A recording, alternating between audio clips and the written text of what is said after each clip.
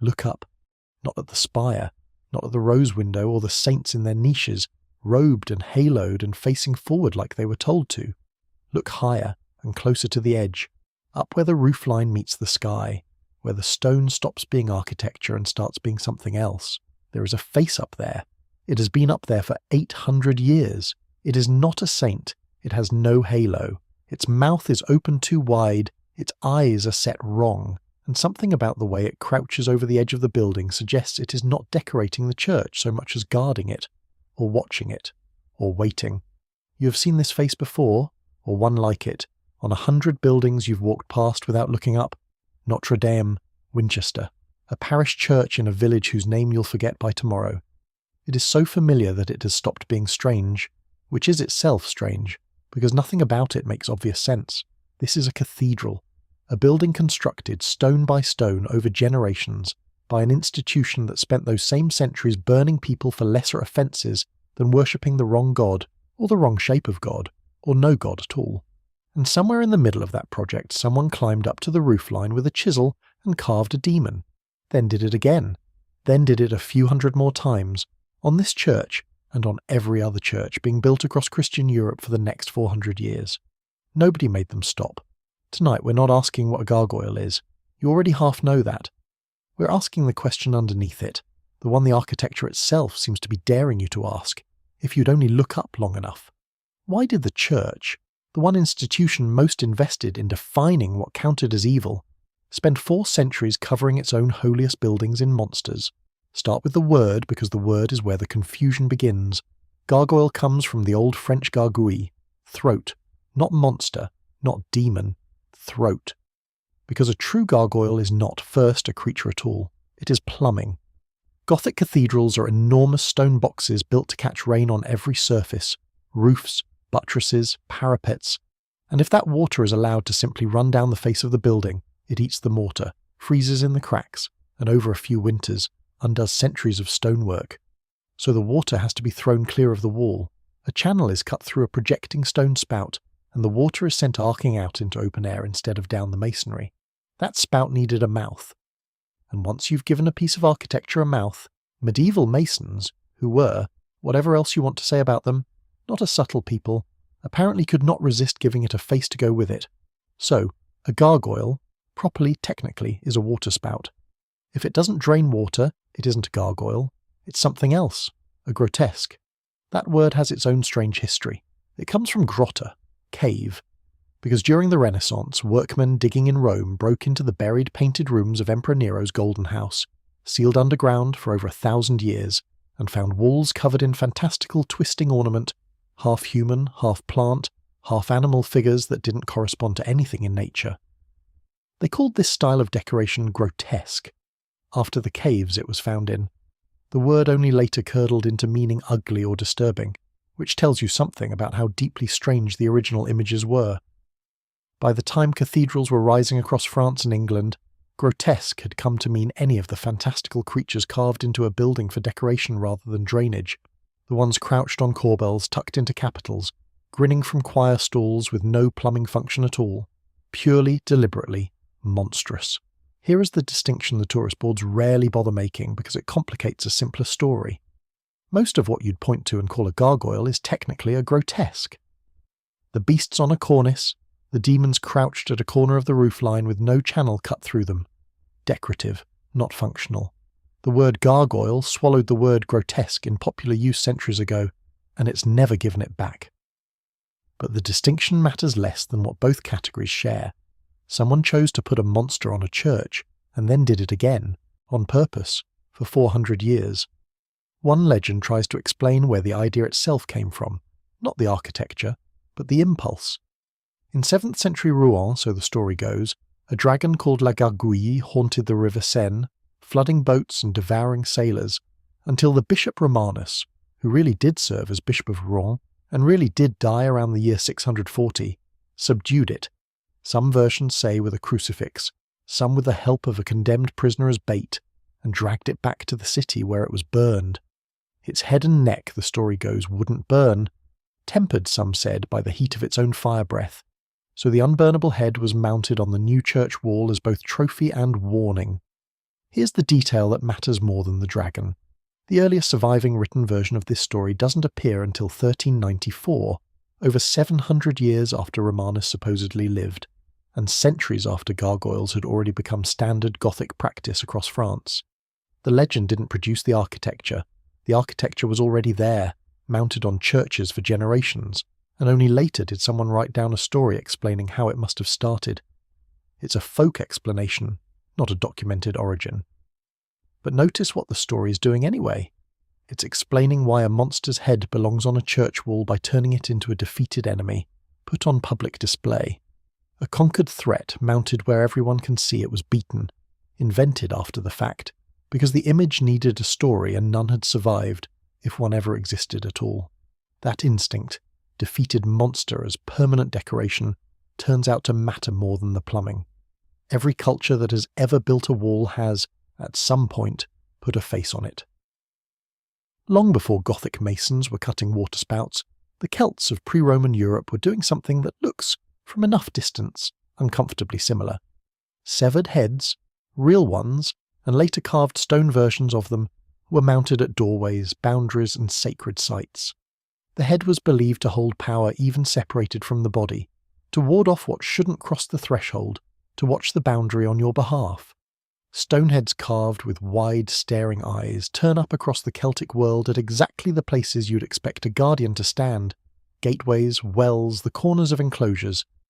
This is called an apotropaic function, from the Greek for turning away. The logic is old, and once you say it out loud, obvious. You fight a threatening thing with a thing that looks more threatening. A monstrous face at your door doesn't invite evil in. It dares evil to try, and looks capable of winning.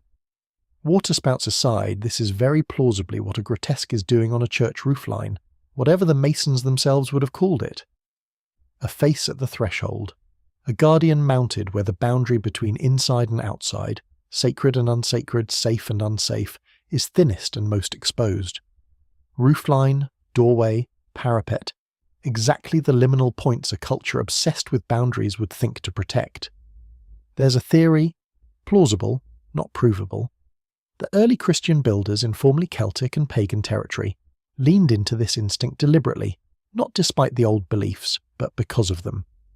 Carve something that looks like it belongs to the old protective tradition, and the people you're trying to bring inside the new religion will recognize the shape of protection even in an unfamiliar building. The exterior speaks a language the population already trusts. Only once you're inside does the building start teaching you something new. Whether that's exactly what happened in any single documented case is harder to prove than the tourist plaques suggest. But the shape of the argument is worth sitting with regardless, because it's the shape this whole channel keeps finding, culture after culture. The old thing doesn't disappear when the new thing arrives. It gets folded inside it, wearing a slightly different face, doing a job the new institution still needs done. And there's a second, colder reading sitting right next to the protective one, and the medieval mind seems to have held both without much discomfort. The grotesque isn't only keeping evil out, it's a portrait of what waits immediately beyond the wall. Step outside a Gothic cathedral and you are, medievally, speaking, stepping out of consecrated ground into the seculum, the unredeemed world still full of chaos, sin and appetite not yet brought under God's order. The grotesques crouched at the roofline, facing outward, aren't just guards. They're a kind of map. This, the beast, the demon, the half-formed thing, is what's still out there. The church is an island of order in the middle of it, and the monsters sit exactly on the shoreline facing the water. Guardian or warning sign, the medieval builders may not have drawn as hard a line between the two as you'd expect. Not everyone was comfortable with any of this. And the argument they had about it survives, almost word for word, because one furious letter happened to get copied and preserved. In the year 1125, a Cistercian abbot named Bernard of Clairvaux, a man who would later be canonized a saint, and whose opinions carried real institutional weight, wrote a blistering complaint about what he'd seen in the cloisters of rival Benedictine monasteries, Cluny above all. He wasn't looking at gargoyles on a roofline. He was looking at capitals and corbels inside the monastery, in the covered walkway where monks were meant to walk in silent, focused prayer. What he found there, he wrote, were ridiculous monsters, unclean apes, fierce lions, monstrous centaurs, Creatures with one head and many bodies, or many heads on a single body, a serpent's tail fused to a quadruped, a fish wearing the head of a beast. He demanded to know what any of it was for. What use could such things possibly serve to poor men, to monks, to spiritual men trying to concentrate on scripture? He wasn't arguing that the carvings were ugly. He called them beautiful. Deformed beauty. Beautiful deformity, which is almost a worse accusation, because it meant the monks reading beside them were being seduced, not merely distracted. Drawn to look at the monster instead of the page. Bernard lost that argument, in the sense that matters most. The carvings kept being made. Romanesque and Gothic churches across Europe went right on filling their capitals, corbels, misericords and roof edges, with exactly the kind of chimeric, boundary-violating creatures he'd condemned. Hybrid beasts stitched from parts that don't belong together. Grinning demons, men transforming mid-carving into foliage or beasts. If anything, the tradition intensified in the centuries after his complaint, not before it. Which raises the real question underneath Bernard's letter. If the institution's own internal critics were calling this stuff dangerous and pointless, why did the builders, bishops, patrons, the masons themselves, keep commissioning it anyway for 4 more centuries? One answer is architectural pragmatism. Once gargoyles as waterspouts became standard Gothic practice, purely decorative grotesques rode along as an established visual vocabulary nobody felt urgent pressure to abandon. But that alone doesn't explain the content. Why demons specifically? Why hybrids? Why images so calculated to unsettle rather than simply decorate? The more interesting answer is that the grotesque was doing theological work the saints on the front facade couldn't do alone. The nave doorway told you who to become. Sober-faced, haloed, arranged in ranks of virtue. The margins, the underside of the misericorde seats, the shadowed roofline told you what you were being saved from. A church with only saints in it is a church that has nothing to push against. Fear needs a face, or it stops being useful as instruction. The monster wasn't an accident the institution tolerated. It may have been the argument's other half, the one the sermon didn't have room for, so the stone said it instead. Look closely enough at some of these carvings and you stop finding demons at all. You find something older wearing demon's clothing. This channel has already spent a full video on one specific figure who shows up again and again in medieval church stonework. A man's face, foliage spilling from his mouth, eyes, sometimes his ears. A figure now called the Green Man, though nobody carving him in the 12th century used that name. He's not technically a gargoyle or a grotesque in the strict sense. No waterspout, not always monstrous. But he belongs to the exact same phenomenon. Pre-Christian imagery, surviving intact, inside the architecture of the religion that was supposed to have replaced it. If you've watched that video, you already know the shape of this argument. The grotesques extend it much further and much stranger. Because it isn't only foliate faces. Church stonework across Britain and continental Europe is dense with carvings that map far more comfortably onto older local traditions than onto anything in Christian scripture. Serpent-tailed beasts, horned figures, faces that are neither fully animal nor fully human, caught mid-transformation. Combinations that read, to modern eyes, less like demon, generic, and more like specific figures out of a mythology the carver's grandparents might still have half believed in, now given a new job title and mounted on a new kind of building. Nobody was smuggling paganism into the church exactly. These were, almost without exception, Christian masons working for Christian patrons on Christian buildings. But masons come from somewhere. They grew up in villages where the older stories hadn't fully died, where a spring still had a guardian, and a wood still had something watching from inside it, whatever the parish priest preached on Sunday. When a mason was handed a corbel and told, put something frightening here, something that guards this church, he reached for the shapes his own imagination already had on hand. And those shapes, 4 or 5 generations removed from an openly pagan Europe, were not always neutral inventions. Sometimes they were memory, filed down and reassigned. The church absorbed this, mostly without comment, for the same reason it absorbed festival dates, well blessings and harvest customs across the whole conversion period. Outright suppression of everything the population already believed was slower and far more costly than simply relabeling it. Let the old guardian face keep guarding the threshold. Just make sure everyone understands now that it's working for God. This is the thesis this whole channel keeps circling back to, Video after video, culture after culture. The old spirits didn't lose. They got smaller, stranger, quieter, reassigned to a new department, given a new supervisor, but they kept their post. A gargoyle glaring down from a Gothic roofline, mouth stretched into a waterspout, is doing exactly the job a carved Celtic head was doing at a doorway 1,000 years earlier. Different institution, same watch. Here is the part of the story that undercuts almost everything you think you already know about gargoyles, including very possibly the mental image you had when this video started. Picture the single most famous gargoyle in the world, perched on Notre-Dame de Paris, hunched forward, chin on its fists, staring moodily out over the rooftops of Paris.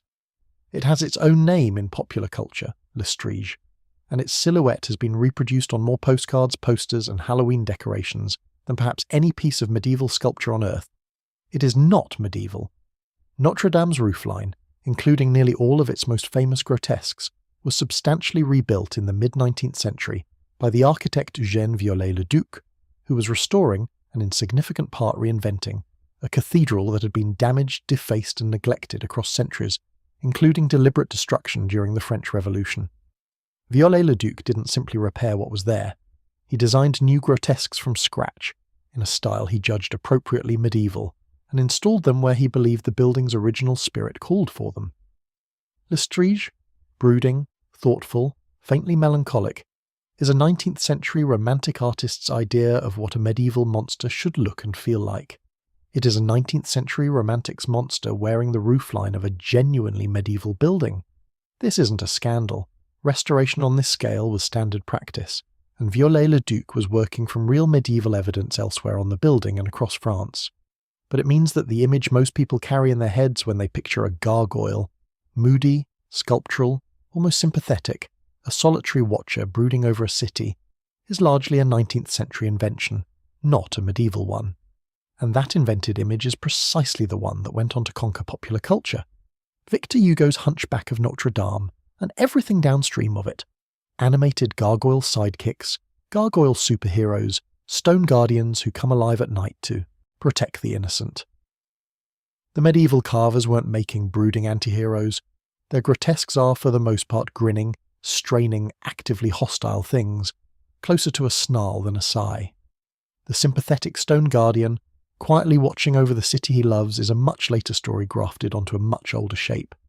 It tells you something about how badly a culture still wants a protector at the threshold, that it kept reinventing the monster's personality every time it stopped believing in the monster's function, which means the monster on the church you carry around in your head, famous, photogenic, faintly melancholic, is itself a small modern instance of the exact process this whole channel keeps documenting.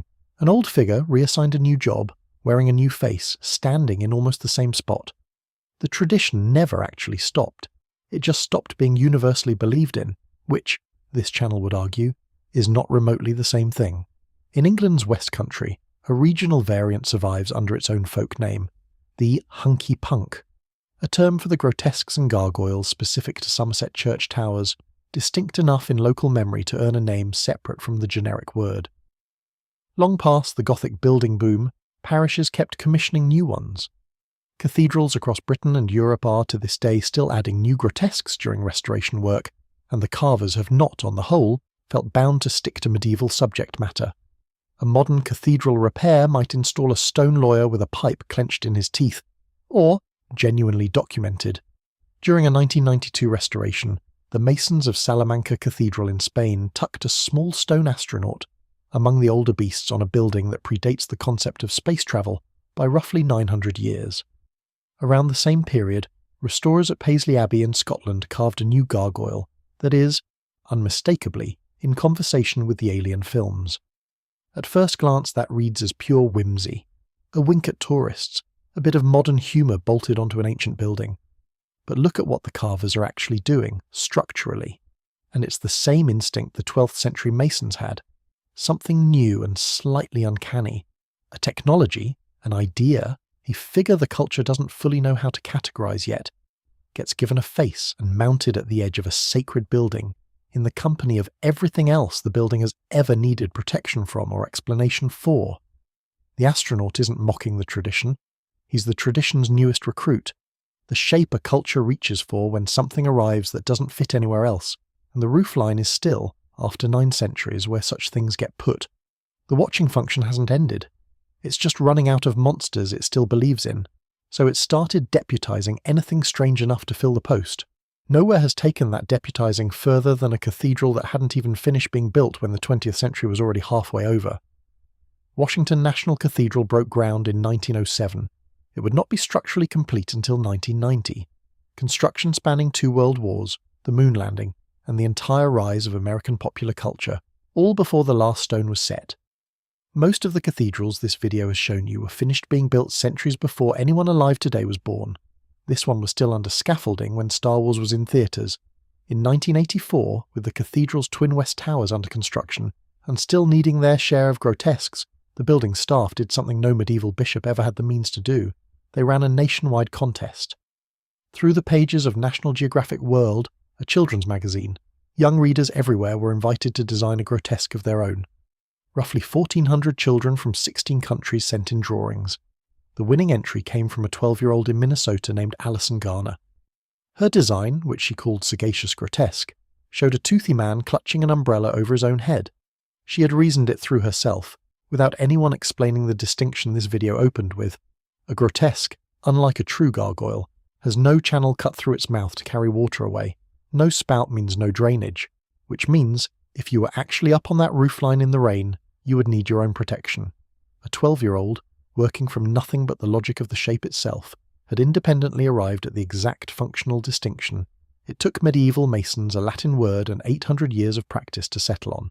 3 runners-up were chosen alongside her: a raccoon, a grinning girl with pigtails and braces, and a design submitted by 13-year-old Christopher Rader, depicting Star Wars Darth Vader. All 4 were built. A sculptor modelled clay versions from the children's sketches. A stonemason carved them into Indiana limestone. In 1986 they were set into place on the cathedral's northwest tower, including high above the street where a passerby needs binoculars to find it, the masked, helmeted face of one of American cinema's most recognisable villains, staring out over Washington, D.C. from a Gothic revival cathedral built in the spirit of Chartres and Notre-Dame. Vader's head, like Alison's umbrella man, carries no water, no functioning spout.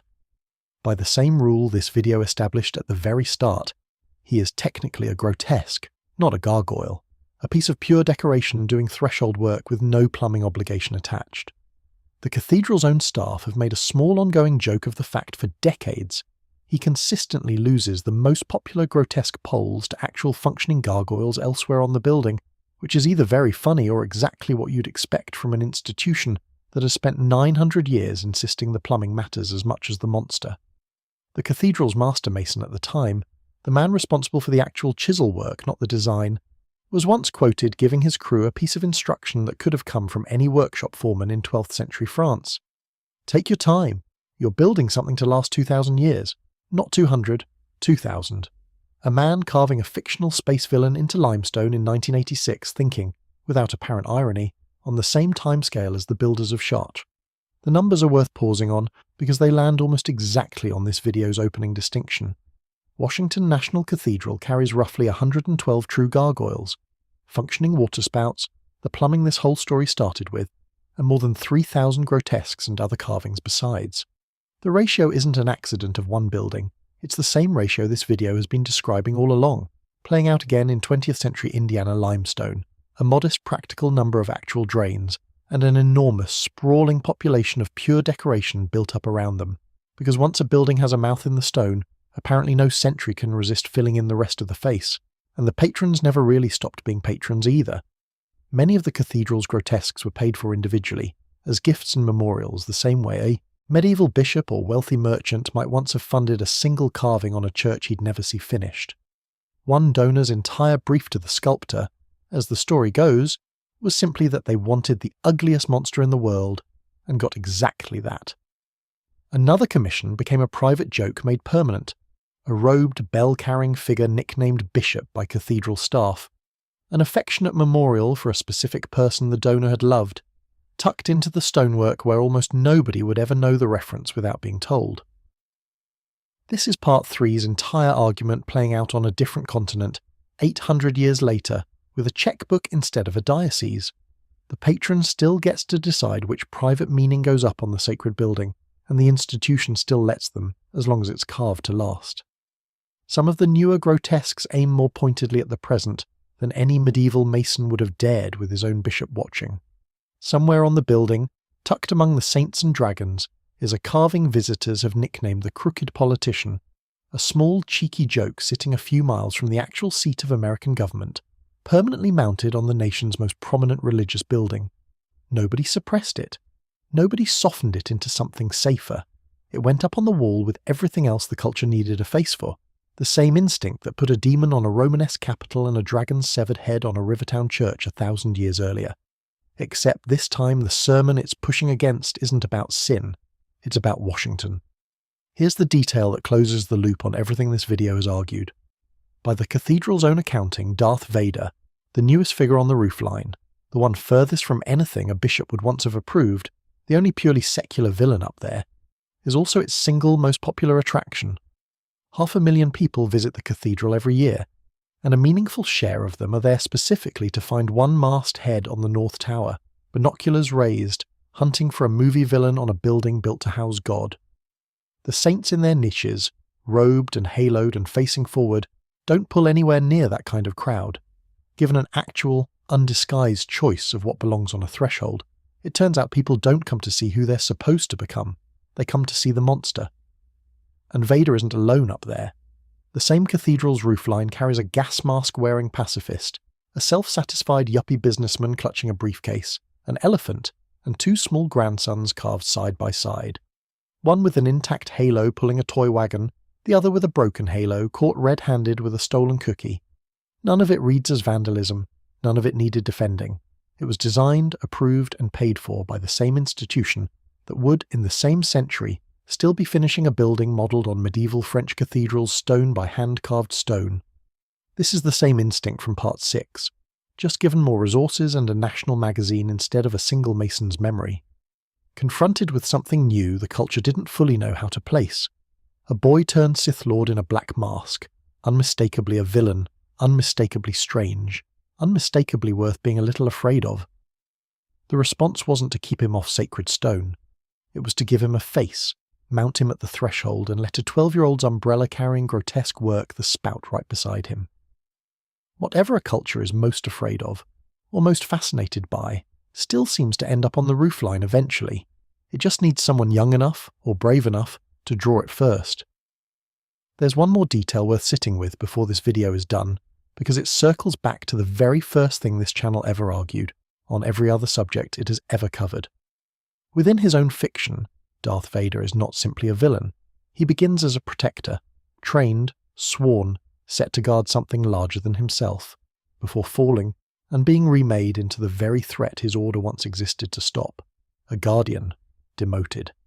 Given a new mask, a new allegiance, a new job description, and mounted somewhere his old order would barely recognize him.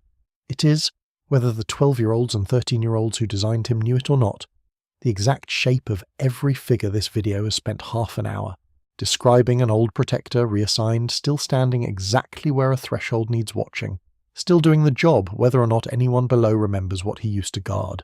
So, why did the church cover its own holiest buildings in monsters for 400 years and never fully stop? Because a threshold has always needed a guardian, long before there was a church to guard, and the shape of that guardian, teeth bared, eyes too wide, crouched exactly where the wall meets open air, is older than Christianity, older than Rome, older than most of what got built on top of it. The builders of the great cathedrals inherited that shape whether they meant to or not, carried in the hands of masons who grew up hearing about older watchers at older doors. They gave it a job, drain the water, guard the roofline, remind the congregation what waits outside grace, and it took the job without complaint, the way old spirits in this channel's stories always do when a new institution needs their particular skills. Bernard of Clairvaux looked straight at this and called it pointless, a distraction dressed as beauty, and lost the argument for 800 years running. The carvers kept carving. The parishes kept commissioning. Viollet-le-Duc, centuries later, looked at a broken cathedral and instinctively reached for the same shape to fix it, didn't remove the monsters, invented new ones, because a Gothic building without something monstrous at its edges apparently doesn't read as finished. And somewhere in a Somerset churchyard, Or on a repaired French cathedral, a mason in living memory carved a stone astronaut and put him up on the roofline with all the rest, because the post still needed filling, and nothing else quite fit. Next time you're standing under one of these buildings, look up. That face at the edge of the roofline was never really about keeping evil out, and it was never quite about God either, not first. It's older than both. It's a shoreline marker for a boundary that mattered to people long before this particular church existed, kept in service by an institution that needed a guardian badly enough to hire whatever the old religion had already trained for the job. It is still up there. It has been up there for 800 years. It is still watching the same edge it was always watching. It has just been waiting for you to look up and ask why.